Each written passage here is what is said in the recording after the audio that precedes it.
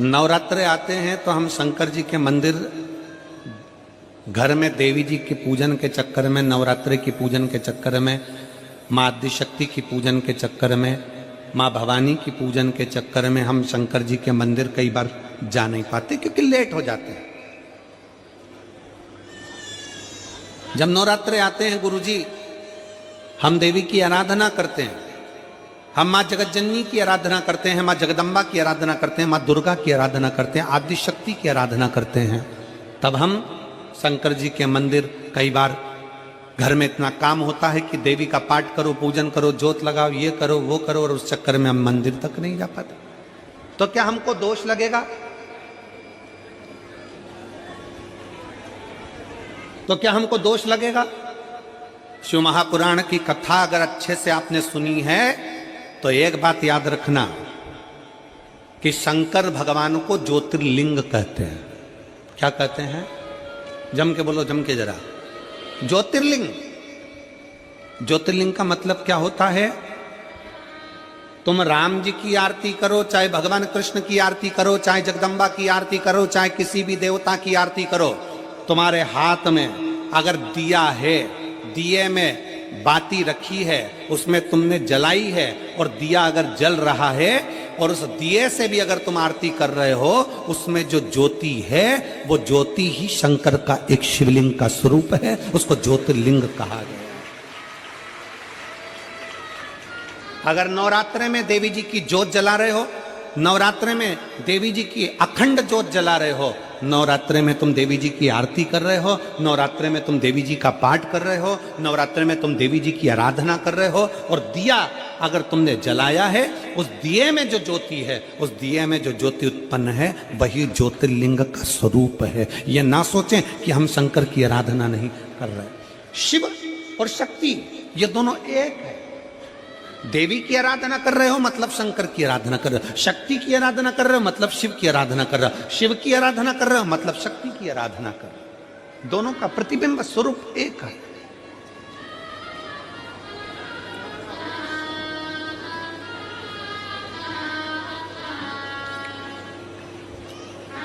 और मैंने तेरे ही भरोसे बाबा, तेरे ही भरोसे हवा बिच उड़ती जावांगी, बाबा डोर हथो छड़ी नावे कटी जावांगी, भोले मैं तेरी भजन, शंभो मैं तेरी भजन, हवा बिच उड़ती जावांगी, बाबा डोर हथो छड़ी में कटी जावांगी, भोले मैं तेरी बदन। शंकर के मंदिर में नहीं भी गए और घर में अगर तुमने दिया लगाया है, दीप प्रज्वलित किया है, दीप जलाया है, ये मानकर चलना कि शिवलिंग वहीं पर विराजमान है, ज्योतिर्लिंग के रूप में विराजमान।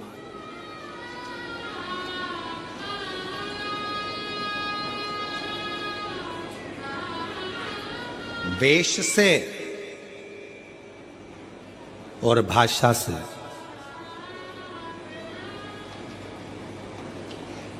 दुनिया के लोग रीझते हो।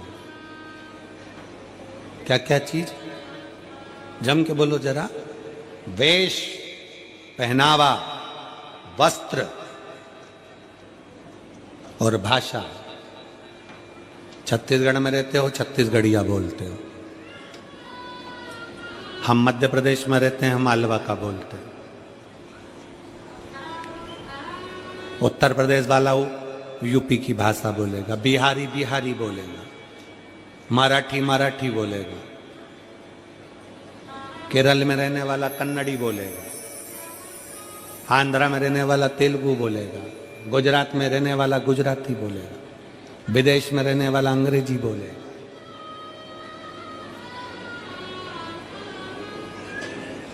वेश और भाषा से दुनिया रीझती है, भगवान वेश और भाषा से नहीं रीझते, मेरे भोलेनाथ तुम्हारे दिल के भाव से रीझ जाते हैं।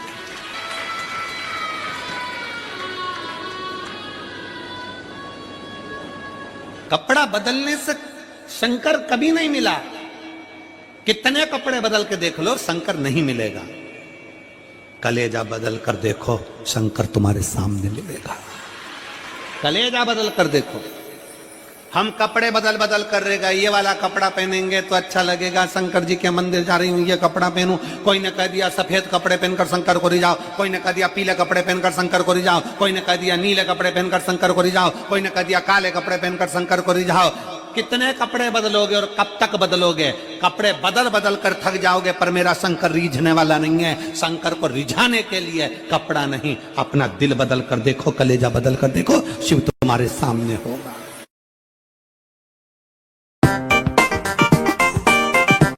हम कलेजा नहीं बदल पा रहे, हम कब लेंगे?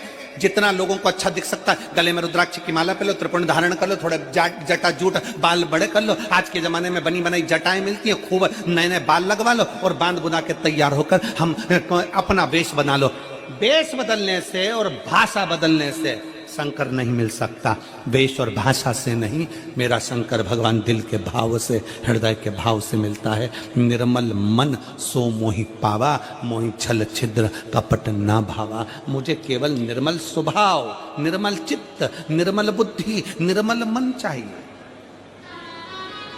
मन क्यों आयो कथा में?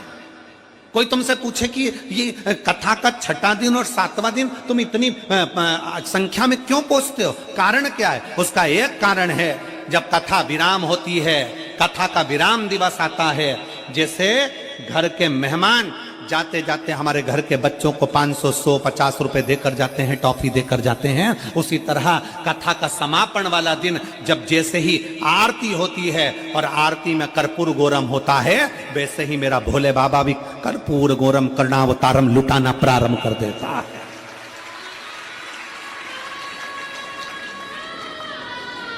क्यों विराम के दिन की कथा, समापन के दिन की कथा में लोग आस लेकर झोली पसार पसार के बैठते हैं? ठंडी में, गर्मी में, बारिश में, कितनी भी बारिश बरसे लोग उसमें बैठे रहते हैं, कितनी भी गर्मी पड़े लोग उसमें बैठे रहते हैं, कितनी भी ठंड पड़े। अभी मैनपुरी में, वहां मेरठ में ठंड थी, लोग बैठे सुबह 8 बजे। क्यों? क्योंकि विश्वास है, भरोसा है कि इन पत्रों के ढेर में अगली कथा में पत्र तुम्हारा भी आता है। ये विश्वास, ये भरोसा। कथा समापन का दिन लोग विराम तक, जब बाबा की आरती होती है तब तक बैठते हैं।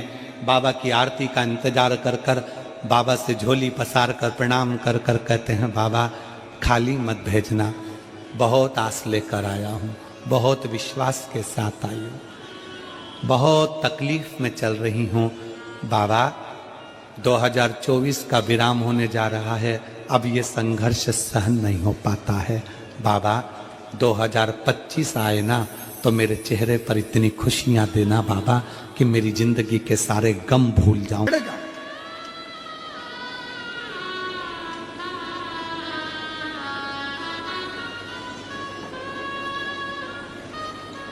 कल हम कमल देवांगन जी के यहाँ जब बैठे हुए थे, मिल रहे थे सबसे, तो कोई ने कहा था, गुरुजी हम देवांगन जी से बोलते हैं ना तो ये कथा हम 2024 का एंड और 2025 का प्रारंभ, मतलब हम 31 और 1 के बीच में ले लेते।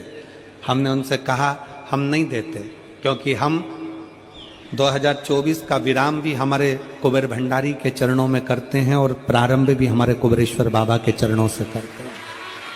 2 दिन हमारे बाबा के चरणों में हम वहीं रहकर उसकी आराधना, 31 तारीख को भी बाबा की आराधना और 1 तारीख को भी बाबा की आराधना दिल से कर। उसकी चैत्र का महीना में जब नूतन वर्ष आता है तब भी बाबा की आराधना में लगे।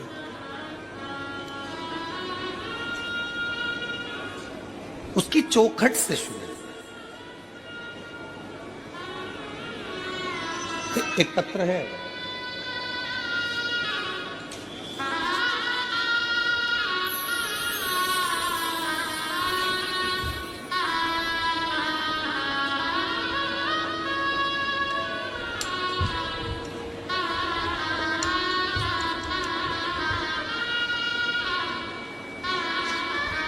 हे गुरु जी,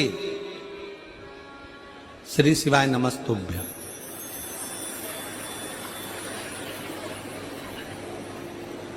पढ़ा रही हो कि डरा रही हो? है? श्रीमती आरती आदित्य, पति श्री अशोक कुमार आदित्य, गांव ओड़ेकेरा, जेजेपुर, जिला सक्ती, छत्तीसगढ़ की निवासी हूं। कहीं बैठी हो तो हाथ हिला सकती हूँ। अगर कहीं बैठी हो तो हाथ हिला सकती हैं। श्रीमती आरती आदित्य, पति श्री अशोक कुमार आदित्य, गांव ओड़ेकेरा, जेजेपुर, जिला सक्ती, छत्तीसगढ़ की निवासी हूं। घर की आर्थिक स्थिति से मैं बहुत परेशान थी। मैंने पशुपतिनाथ का व्रत किया, 3 पशुपति व्रत किए, कुबेरेश्वर धाम पहुंच गई, क्योंकि मुझे लोग कह रहे थे कि तुम्हारी उम्र ज्यादा हो गई है और तुम केवल 12वीं पढ़ी हो। कहां बैठी है? हाथ हिलाओ बेटा, आ जाओ, आ जाओ, बेलपत्र ले जाना, आ जाओ। तुम केवल 12वीं पढ़ी हो और 41 साल की उम्र हो गई। कितने साल की? 41 साल की उम्र हो गई और 12वीं पढ़ी हो, तुम्हारी सरकारी नौकरी नहीं लग सकती। मैंने भी ठान लिया था कि सियोर वाला महाराज कहता है पंडाल में बैठकर मांगो तो मिलता जरूर है। और कुबेरेश्वर धाम जाओ, वहां से कोई खाली नहीं जाता। मैं भी कुबेरेश्वर धाम पहुंच गई और कुबेरेश्वर धाम पर जाकर मैंने बाबा से विनती करी, कंकर शंकर की पूजन करी। बाबा से कहा, बाबा भले मैं 41 साल की हो गई, 12वीं पढ़ी हूं, तो क्या मैं सरकारी नौकरी नहीं कर सकती? और तू है तो सब कुछ हो सकता है। थोड़ी मेहनत हाथ की, बाकी कृपा भोले नाथ की। और बाबा शायद दुनिया की पहली मैं कोई होंगी जिस 41 वर्ष की उम्र में सरकारी औषधालय में पीटीएस के पद पर नियुक्त हो गई। मैं बाबा को प्रणाम करती हूं, मैं बाबा को नमन करती हूं। ये शिव है। देवता का काम है भाग्य लिखना और मेरे महादेव का काम है भाग्य को पलट देना। देवता का काम है भाग्य लिखना, वो लिखेगा, विधाता भाग्य लिखेगा, देवता भाग्य लिखेंगे, पर उसको पलटने की सारी क्रमता वो शिव की है।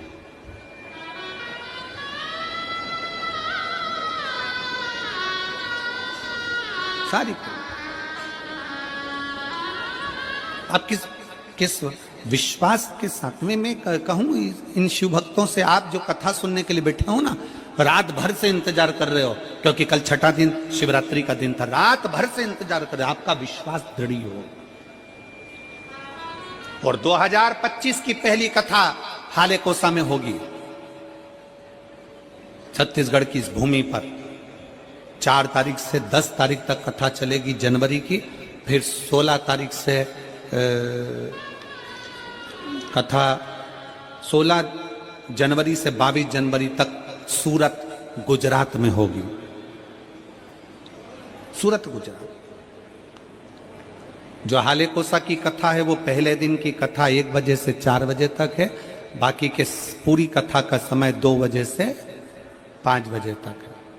हालेकोसा में जो कथा है छत्तीसगढ़ में, दिल से सुनो और यहां से कहकर जाना, कथा 24 में सुन रही हूं, 25 में पत्र पहुंचना चाहिए, आपका पत्र वहां पहुंचना चाहिए, ये बाबा से कहकर जाना। भले बीच में 2-4 दिन हो, परंतु हमारा पत्र वहां पहुंचे और ये विश्वास के साथ पहुंचे। आज के साथ उस पर दृढ़ता विश्वास करिए। कोई कहे कि हम देवी की आराधना करते हैं, हम हो सकता है समय पर मंदिर ना जा सके, ज्योति तो जलाती होगी। कितनी माताएं बैठी हैं जो रोज अपने घर में आरती करती हैं, भगवान की दिया लगाती हैं, पूजन करती हैं, आरती करती हैं। सब लोग करते हो, रखो। अब तुम अगर ज्योति जलाते हो, दिया जलाते हो, तो वो भी तो ज्योतिर्लिंग का ही स्वरूप है, वही भी तो ज्योति है।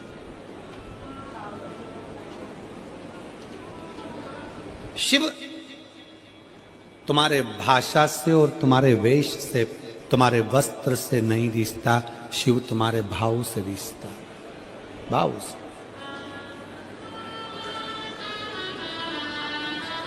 और फिर निवेदन है आप सबसे, चेहरा ऊंचा नीचा होगा चलेगा, नाक थोड़ी टेढ़ी होगी चलेगी, कान थोड़ा टेढ़ा होगा चलेगा, आंख थोड़ी बंद चालू होगी चलेगी, सोफा सेट में से 2 सोफे चले जाएंगे चलेगा।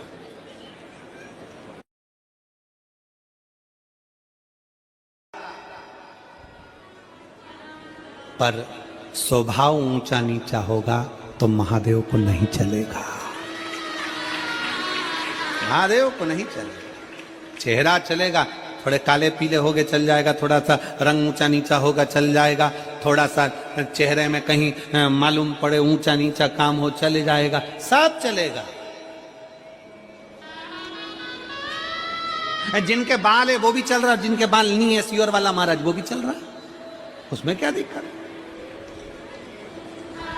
चेहरा ऊंचा नीचा होगा चल जाएगा, पर अपना स्वभाव ऊंचा नीचा नहीं होना चाहिए, क्योंकि यही स्वभाव के बल पर घर चलता है, यही स्वभाव के बल पर दुकान चलती है, यही स्वभाव के बल पर फैक्ट्री चलती है, और यही स्वभाव के बल पर मेरे महादेव की कृपा बरसती है। आपका स्वभाव निर्मल होना चाहिए। निर्मल मन सो मोहि पावा।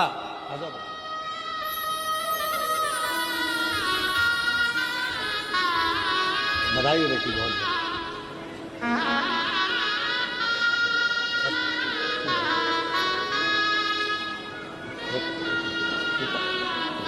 बधाई आपको बहुत बहुत। एक बार जोरदार ताली बजाओ। शंकर जी के पीछे पड़ गई थी। मैंने कथा में सुना है, सियोर वाला महाराज बोला है, भले 12वीं करी हो, भले 41 साल की हो गई, पर तो नौकरी तो लगना चाहिए।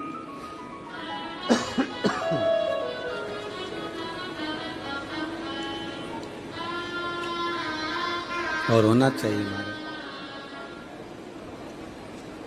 भगवान के भरोसे, उसके आश्रित, क्योंकि उसके बराबर दुनिया में कोई नहीं। कौन होगा? भोलेनाथ से निराला यहाँ कोई